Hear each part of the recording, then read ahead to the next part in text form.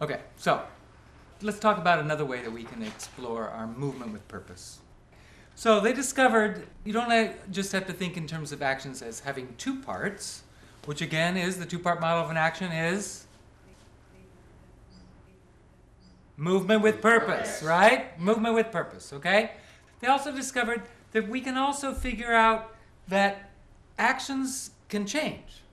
So I can be doing one action, and then there's going to be another action. Now, what's the easiest way to see that there's been a change in action? A change in movement. We can describe certain movements with certain rhythms, right? This describes a movement, right? Is this movement different than that movement? Okay. Now, what caused this movement to change into this movement? Slight change of direction. Okay, slight change of direction. Okay, now I'm just doing it mechanically, right? Well, guess what? In life, when we change our movements, it's because something happened to change it. When we change our purpose, it's because something happened to make us change our purpose. So, let's call this the three-part model of an action. Okay, you got the two-part model of an action. This is the three-part model of an action. This is going to describe how actions change, how movements change, why they change, okay? So there are a couple of different ways you can look at it. You can say, for instance, new information. We're talking, and everybody can see that light board, that light panel up there, right? Well, now if we're talking, and now suddenly that light panel falls down, killing the entire second row. Okay? Yes! Oh my God. Do we continue talking? Do we continue talking about our actions? If we did, it would be comedy, right? Yeah. Do you see what I'm saying? So, guess what? New information, right? Which stopped to make us change. Dang. Okay, now, what goes into that change? There's something that happens that we can observe that's very specific about what happens in that change with that new information. The first thing that happens is a reaction. Now, reaction is very doable, it's very observable. We can analyze exactly what a reaction is. Now, I'm glad that you guys you all know each other and you're all friends, because I'm going to ask you, put down your stuff, and I want you to spread yourselves out as wide as you can. Okay, and this includes your face and your eyes and your mouths, fingers, okay? No sound, okay? And head back, eyes open, and now I want you to freeze. Mouths open. Wider, open, freeze.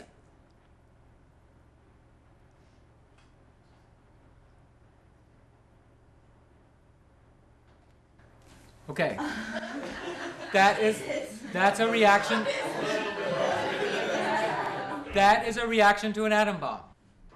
Right? That's Daffy Duck. Or Wile E. Coyote. Do you ever watch cartoons? Yeah. Reactions, right? So these reactions, they also have two parts. They have psyche, physical.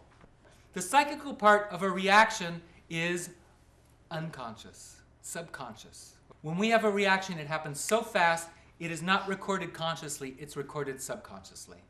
So we can't control the psychical part of a reaction. Okay? So a reaction is reflected mostly physically.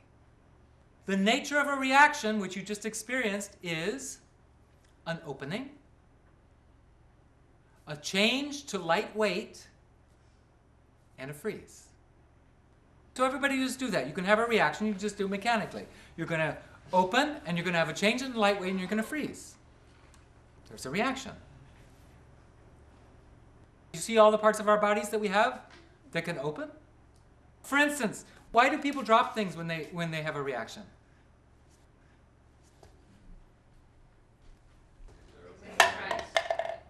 Because it's an opening. A reaction is an opening. Why do a lot of accidents happen when you have a reaction? Because what's the nature of is it conscious? No, it's subconscious. Do you see what I'm saying? Reactions also have an illogical nature to them, which is interesting when you have a Now, see? I'm unconscious, so they can kind of be illogical. So as actors, we know the more illogical our freeze is, the more it helps the audience to know that it's a reaction. Okay? Now, what's good about it for us as actors, because again, the audience can't read our minds, can they? Anybody here a mind reader? No? What number am I thinking of? 3. Oh. That's the last one. You said that the last time. Me, it was someone Oh, it was else. somebody else? 7. Yeah. I faked you out. I wasn't even thinking of a number. Okay. Last So, night I know. Oh, I know.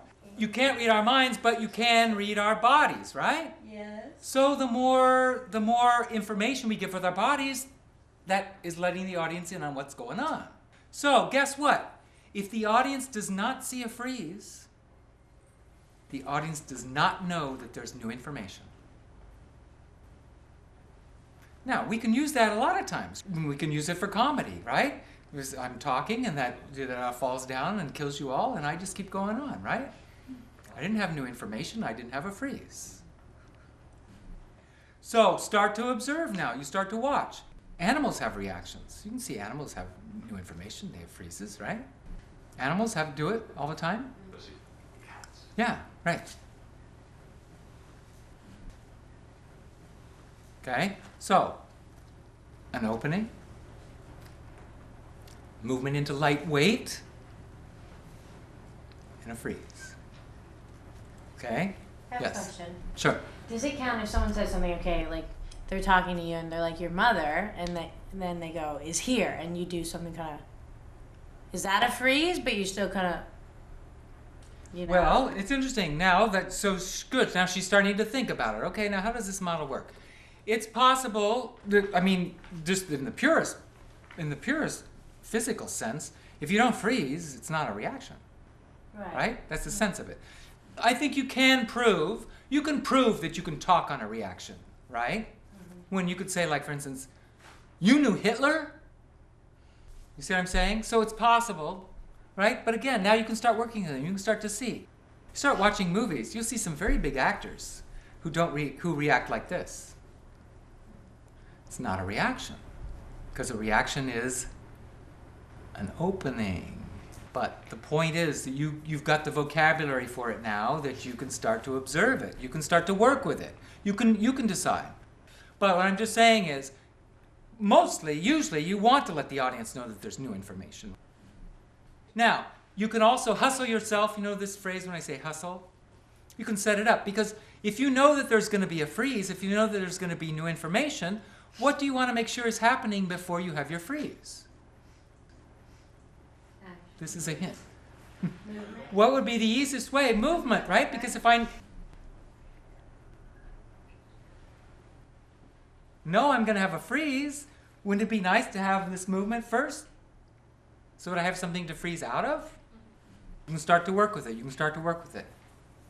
Okay, that's the first part. Any more questions? Well, you could go, you go in movement to stillness, but you could go stillness to movement too, couldn't you? Oh, I didn't even pay him, right? Because now we're going to go to the second part of the model, right? Remember it's got 3 parts? Right. Yeah. Okay.